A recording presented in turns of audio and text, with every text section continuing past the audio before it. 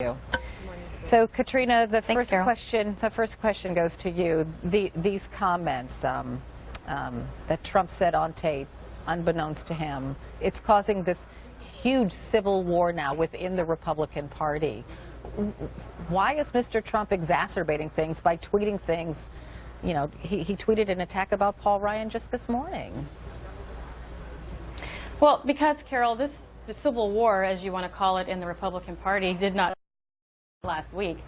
This has been ongoing for at least the last 8 years because you have leadership who always wants to run at any sign of controversy, whereas the people of the party want to continue to fight, and it's one of the reasons why Donald Trump became the nominee. But these comments, Katrina, are driving women away. The latest polls show that Mr. Trump is in free fall right now. His attacks aren't working. His apologies aren't working. So why doesn't he try something else?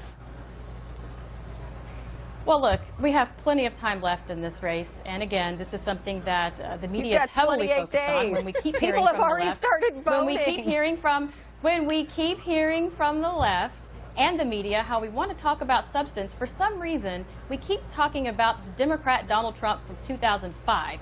People do want to talk about the issues, Carol, and this is truly unfortunate. Mr. Trump has apologized, as you mentioned. He said it was embarrassing, as most people would be embarrassed when their own private conversations would be released. But at the end of the day, we have very serious issues to address in this country about who they are today. Donald Trump today is a grandfather and someone who wants to make America great again. Okay, so Angela, Mike Pence, Mr. Trump's running mate, says as a Christian, he can forgive Mr. Trump. Listen to what he said at a rally last night. I think the question of the news person was, you know, after all the things that have come out, how can you as a Christian go forward? I said, look, I believe in my faith that we're called to aspire to live a godly life. But my faith also tells me that we all fall short. I don't condone what was said. In fact, I said so over the weekend, but I believe in grace. So, Angela, do you believe in grace? I absolutely believe in grace, Carol, but I'm going to tell you what, Mike Pence is exactly right. We do fall short, and Donald Trump on November 8th will fall short of the 270 electoral votes that he needs to win this election. And it's for one reason, and so many others, but the latest is his endorsement, frankly, of rape culture. We tried to tell people how dangerous this man was when he put out this tweet. 26,000 unreported sexual assaults in the military, only 238 convictions. What did these geniuses expect when they put men and women together? Well, we now know what Donald Trump expects to happen when we put him in the room with a woman.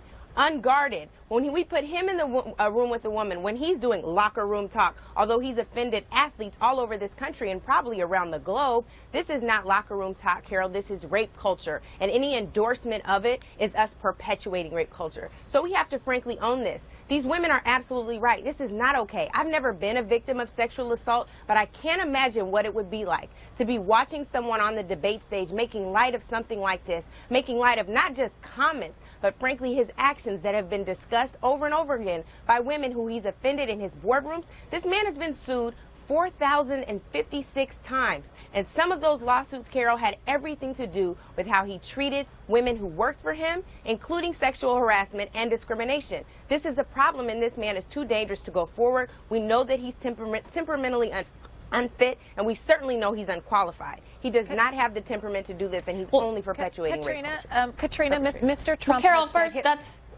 Oh, go ahead, Katrina. Respond to that. That's quite an exaggeration on Angela's part, No, but I it's do not. quite find it rich that we have Democrats and the left talking about rape culture when they're the ones backed fully by Hollywood. This rape culture is purported by none other than the entertainment industry, none other than hip-hop music, which you can hear on local radio Katrina, stations, as well as network television, which actually pushes this.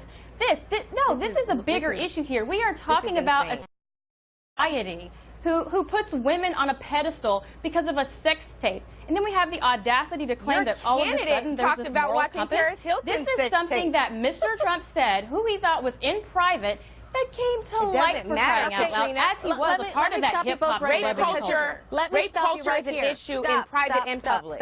Stop, because this is important, because it is a larger issue, and I do agree with you there, Katrina. We should talk about this, because the way that sexual assault is portrayed in some Hollywood movies is wrong, and it is, and I agree with you there. But that It's doesn't glamorized. but that doesn't make what Mr. Trump said right. Right? So to me, when you say these things, No, you're absolutely right. No, but I that don't is know if you exactly really why mean he them. apologized. I don't know whether you really mean them or if you're just deflecting to excuse Mr. Trump's comments.